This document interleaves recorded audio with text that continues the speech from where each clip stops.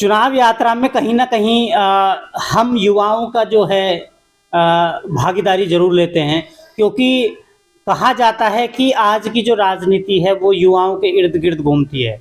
और इस मुहिम में आज हम एक युवा नेता के साथ हैं और कहीं ना कहीं जैसा उनके बारे में सुना है गरीब लोगों से जुड़े हुए हैं। और ऐसा हमने कुछ लोगों से पूछा तो उन्होंने ये कहा कि तरुण जी जो हैं, अगर कोई गरीब व्यक्ति आ जाता है तो बढ़ चढ़ के उसकी मदद करते हैं। जी, इस कड़ी में आज हमारे साथ हैं तरुण रावत जी। तरुण जी, आपका छोटा सा परिचय हमारे दर्शक जानना चाहेंगे।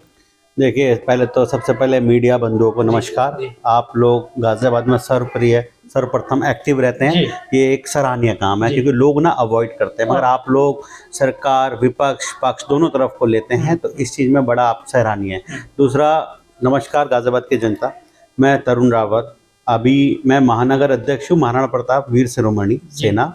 उसमें हम लोग यूथ हैं सारे, और जो पूरा नॉन पॉलिटिकल काम करता है, पहली चीज़। दूसरा, अभी हम कुछ दिन पहले ही महासचिव बने, महानगर कांग्रेस महासचिव बने। उसके लिए मैं आप सब गाजियाबाद की जनता को धन्यवाद करता हूं कि आप लोगों ने मुझे इस लायक समझा। और मेरे महानगर अध्यक्ष लोकेश चौधरी जी हैं, उन्होंने हमें इस लायक समझा कि हम इस बारे में इस आगे काम बढ़ाएं, कांग्रेस को आगे बढ़ाएं। तो हमारी यही कोशिश रहती है कि हम समाज सेवा करें। तरुण जी, जैसा लोग दौड़ रहे हैं भाजपा की तरफ, तो आपने भाजपा ज्वाइन क्यों नहीं की? बोले कांग्रेस ही को ही क्यों चुना? देखिए, भाजपा ज्वाइन करना नहीं करना विषय नहीं है, विषय है विचारधारा का। हमारी विचारधारा गांधी जी की है, और हम उस विचारधारा को हमने बचपन से पढ़ा है, बचपन से सीखा है, तो हम अपनी विचारधारा चेंज नहीं कर सकते। देखिए, एक पीक टाइम था कांग्रेस का, जब कांग्रेस बिल्कुल पीक में थी, बीजेपी की 2 सीट थी। बीजेपी वालों ने मेहनत करी, बीजेपी ने बहुत मेहनत करी, आज वो पीक पे हैं। तो आने वाला समय कांग्रेस का है, और ये हम आपको दावा कर सकते हैं कि आने वाला समय अभी नहीं, कुछ समय बाद कांग्रेस ही आगे विकल्प होगा लोगों के पास। क्या कहना चाहेंगे कि बसपा ने कल ही अचानक से अपना प्रत्याशी चेंज कर दिया, और ठाकुर नंद किशोर जी हैं, नंद किशोर पुंडीर जी, उनको मैदान में उतार दिया, जो कि मुजफ्फरनगर के रहने वाले हैं और उनकी ससुराल गाजियाबाद है। तो ये अचानक चेंज क्या कहीं भाजपा को नुकसान करेगा, गठबंधन को नुकसान करेगा? आपके किसको नुकसान करने जा रहा है? देखिए, इस भाजपा ने जो मायावती बहन जी ने कैंडिडेट चेंज कराया, इससे तो पूर्ण फायदा कांग्रेस का है। हम हाथ के साथ हैं और हाथ हमारे साथ है, क्योंकि अभी देखिए, इस पूरे इलेक्शन में कोई भी मुस्लिम कैंडिडेट नहीं है। भाजपा अगर मुस्लिम कैंडिडेट लॉन्च करते तो उससे दिक्कत होती है। अभी ठाकुर है, ठाकुर पिछले 7 बार से ठाकुरों को जिता रहा है ठाकुर समाज। तो इन्होंने एकदम से कैंडिडेट चेंज कर दिए, तो ठाकुर समाज में तो आप मीडिया बंधु हैं, आपको ज्यादा पता है मेरे से कितना विरोध है। तो ठाकुर समाज और भाजपा समाज पूरा वोट बैंक उनका अपना है। ठाकुर अपनी एकता के साथ दृढ़ है कि ठाकुर हमेशा एक ही तरफ जाएगा, ठाकुर कभी भी इधर उधर नहीं, ठाकुर का साथ देगा ही देगा। तो इससे तो हम कहेंगे इंडिया गठबंधन को बहुत फायदा है, और हम इससे खुश भी है कि भाजपा से कैंडिडेट एक ठाकुर आया है। योगी फैक्टर काम नहीं करेगा? जैसे कहीं ना कहीं योगी जी ठाकुर कास्ट से आते हैं, तो क्या ठाकुर योगी जी के लिए वोट नहीं करेगा? नहीं, देखिए, ठाकुर अलग अलग हैं। ठाकुर योगी जी के लिए वोट करेगा, ठाकुर कांग्रेस के लिए भी वोट करेगा, ठाकुर भाजपा के लिए भी वोट करेगा। मगर वीके सिंह जी हमारे कैंडिडेट थे यहाँ से, इससे पहले ना गाजियाबाद से 2 बार के जीते हुए हैं, वो सबसे बड़ी जीत से जीते थे। तो ऐसे आप किसी ठाकुर चेहरे को चेंज कैसे कर सकते हो?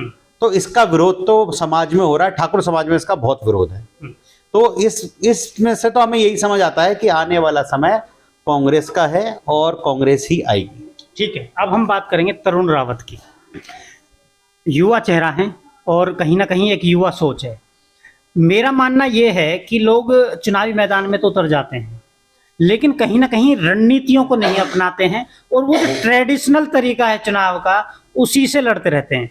क्या गठबंधन जो अब की बार आपका गाजियाबाद की बात कर रहे हैं हम, इसमें कोई टेक्निकल स्टेप लेगा, जो कि अब तक देखा जा रहा है लिया नहीं है?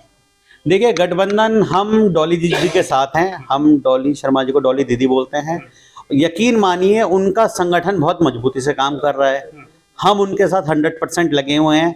और उनकी स्ट्रेटेजी देखिए, 2 चुनाव वो पहले लड़ चुके हैं। पहले वो मेयर का चुनाव लड़े थे, तब वो नए थे। फिर मोदी जी का पुलवामा हुआ था, तब वो उस समय आ रहे थे। इस समय उनके पास 2 चुनाव का एक्सपीरियंस है और जो पहले 200 की टीम थी आज उनके पास 20,000 की टीम है।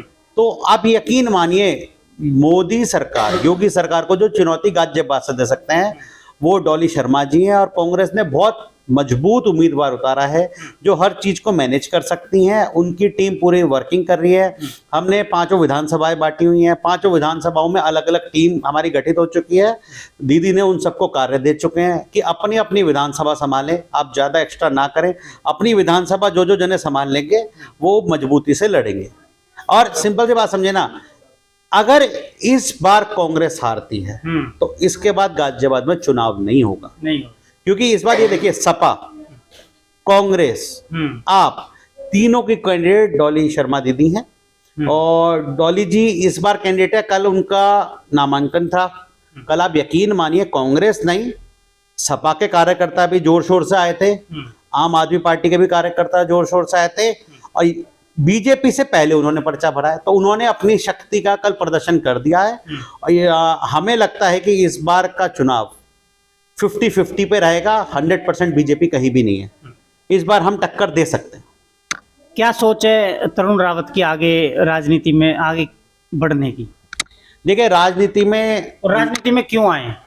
राजनीति में हमारा आने का बिल्कुल सेम एक बहुत छोटा सा प्रैक्टिकल आंसर ये है कि हमारी माता जी अभी मेयर का चुनाव लड़े थे। उनके होने से ही हमें लगता है कि हमें भी आगे समाज के लिए कार्य करना चाहिए। As a director SBN group हम लोग काम कर रहे हैं, हमें कोई दिक्कत नहीं है, सब कुछ सही चल रहा है, मगर समाज की डिमांड है नया चेहरा सामने आए और जो काम करे। अब जो वोटिंग पावर है, जो एक उंगली होती है इसमें वोट देने की जो पावर है, अभी नॉर्मल सब लोग ये सोच चुके हैं वोट तो उनका गारंटीड है नहीं। जो हमारी जनता है, यूपी की हो, उत्तराखंड की हो, एमपी की हो, हिंदुस्तान की हो, उन सबको ये पता है कि हमारा एक वोट सीट दिला भी सकता है और हमारा एक वोट सीट हरा भी सकता है। तो हम आने वाले समय में आपके साथ ज्वाइन रहेंगे, आपको मेरी हर एक्टिविटी का पता चलेगा, मगर पॉलिटिकल के साथ साथ नॉन पॉलिटिकल भी हम सक्रिय रहेंगे जिससे कि हम हर जने की हेल्प कर पाए। हम 2-4 लोगों से भी, जब तक आप नहीं आए थे बाहर, कुछ 2-4 लोगों से हमने बात की तो कहीं ना कहीं लोग आपकी प्रशंसा कर रहे थे। क्या कारण है प्रशंसा के? और कोरोना का बहुत ही बुरा वक्त आया, पेंडेमिक टाइम, उसमें तरुण जी की तरफ से गरीब लोगों के लिए क्या रहा? देखिए पेंडेमिक टाइम में करीबन 6 मंथ तक तो हमने हलवा पूड़ी बंटवाया था। हलवा और वो पूड़ी की सब्जी, आलू की सब्जी, और अपनी स्कूल की 3 बसों को जो हमारी अपनी है पर्सनल, उसमें ड्राइवरों से रिक्वेस्ट करके उनको मैनेज करके उत्तराखंड यहाँ से हमने कहीं लोगों को भिजवाया। क्योंकि आप ये देखिए उत्तराखंड के लोग गाजियाबाद में प्रवासियों में आते हैं, आप समझ रहे हैं मेरी बात। तो इन लोगों को क्या था, भाई मॉल में जॉब कर रहे हैं, किसी का कोई बिजनेस तो है नहीं, कोई मॉल में जॉब कर रहा है, कोई शोरूम में किसी के पास है, कोई रेस्टोरेंट में, आईएएस ऑफिसर भी बहुत सारे, ऐसी बात नहीं है। मगर उस समय पेंडेमिक में क्या हुआ, आनंद विहार पे सबको खड़ा कर दिया गया। अब जाओ जहां जाओगे, यूपी गवर्नमेंट कहती है हम नहीं लेते, दिल्ली कहती है हम लेते। उस समय हमने ज्यादा नहीं, अपनी 3 बसों से जितना हम कर सकते थे हमने भेजा। और कोविड में हमने दूसरा कार्य ये करा कि जितने हमारे स्कूल के बच्चे, कॉलेज के बच्चे हैं जिनकी कोविड में डेथ हो गई थी मम्मी पापा की, उनको हमने आजीवन फ्री कर दिया, जो हम कर सकते अपनी तरफ से, कि एजुकेशन हम एसबीएन ग्रुप उठाएगा। तीसरा हमने क्या करा, जो हमारे कुछ स्टाफ के पर्सनल लोगों की डेथ हुई है, उनकी बेटियों की शादी थी, उसमें हमने अमाउंट नहीं खोलते, अच्छा नहीं लगता किसी को, उसमें हमने उनको पूरा सहयोग दिया। और आजीवन जैसे उनके मम्मी पापा नहीं है तो हम उनके साथ खड़े हैं, उनका भाई उनके साथ खड़ा है कि आजीवन शादी के बाद उनको कोई दिक्कत आएगी तो हम उनको सपोर्ट करेंगे, जिससे कि एक कार्यशैली बनती रहे। कार्यशैली में मतलब ना उनका दिनचर्या चलती रहे। क्योंकि अभी हमने 2-3 बच्चों की शादी कराई, उनके पापा नहीं है, हमने कराए, कोई रेलवे में इंजीनियर लड़का है, वो हमारा परिचित था, मैंने कहा शादी करो, बहुत अच्छी लड़की है, उसकी जिम्मेदारी हमने ली।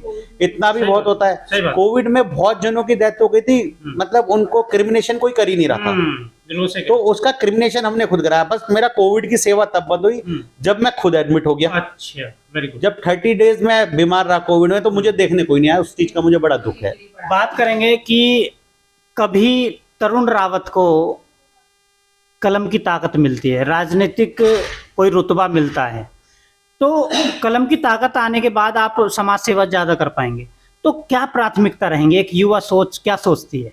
युवा सोचती है जहां से जीते वहां पे हर काम होना चाहिए। हमारे नेता आजकल नेता नहीं अभिनेता हैं, जिनसे पब्लिक मिलने जाती है उनसे वो लोग मिलते ही नहीं। हमारा मानना है कि एक नॉर्मल जना है वो भी आके मिले, एक बड़ा जना है वो भी आके मिले, और जो जिस जगह से हम जीते सबसे पहले उस जगह का ही निखार करना चाहिए। ऐसे नहीं होना चाहिए कि हम गाजियाबाद से जीत गए, हम दिल्ली जाके बैठ गए। क्यों भाई? कहाँ की जनता ने हमें वोट दिया है? गाजियाबाद ने दिया ना, तो हमें गाजियाबाद का सोचना चाहिए पहले। नहीं, कहीं ऐसा तो नहीं है कि आप उसको जिम्मेदारी मिले, लोग आपको अपना प्यार दें और आप भी नेता बनने के बाद, जीतने के बाद वीआईपी कल्चर अपना ले, 10-20 गनर खड़े हों आपके गेट पे और गरीब आदमी आए और वो गनर देख के लौट जाए। नहीं, देखिए वीआईपी कल्चर कभी नहीं अपनाएगा। तरुण रावत अपना पर्सनल बोले, वीआईपी कल्चर बिल्कुल नहीं अपनाएंगे। थोड़ा सा सिक्योरिटी इशू का क्या होता है, जब हमारी माताजी चुनाव लड़ी थी, हमारे ऊपर फायरिंग हुई थी। अच्छा। उसका हमें बड़ा दुख है कि उसका कोई कंप्लेंट वगैरह नहीं हो पाई, मगर हाँ प्रशासन तब भी हेल्प करता है। तो थोड़ी सेफ्टी तो देखिए रखनी पड़ती है, क्योंकि हम लोग एक विपक्ष पार्टी से है, मगर हमारी सोच अलग नहीं है। सोच बीजेपी कांग्रेस की एक ही सोच है, जनता का भला हो, जनता की इंक्वायरी खत्म हो, जनता को हर चीज में रिसोर्सेज मिले, उनको अच्छी एजुकेशन मिले, अच्छे हॉस्पिटल मिले, और सबसे बड़ी बात अच्छी सेफ्टी मिले, लड़कियों को सेफ्टी मिले। सवाल और मैं आपसे करना चाहूंगा, ये जो अचानक से सितारे होते हैं, बॉलीवुड के खिलाड़ी होते हैं, इनको कोई भी पार्टी, मैं एक पार्टी की बात नहीं कर रहा, टिकट दे देती है। जैसे अभी भाजपा ने मेरठ में अरुण गोविल को दे दिया, कंगना रनावत को दे दिया, ऐसी कोई ना कोई पार्टी किसी को दे ही देती है। ये सही है या गलत है? और जो ग्राउंड पे मेहनत कर रहा था कार्यकर्ता 10-20 साल से, वो जीरो।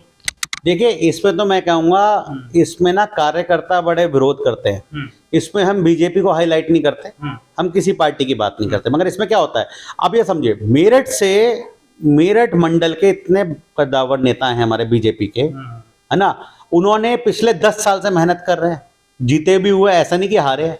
एकदम से चेंज करके अरुण गोविंद जी को टिकट दे दिया। जिसको 20 नाम नहीं पता, 20 मोहल्लों के नाम नहीं पता, 20 गांवों के नाम नहीं पता। देखिए, मगर इसमें उन्होंने कुछ ना कुछ सोच के दिया होगा, मगर हम इसके खिलाफ हैं।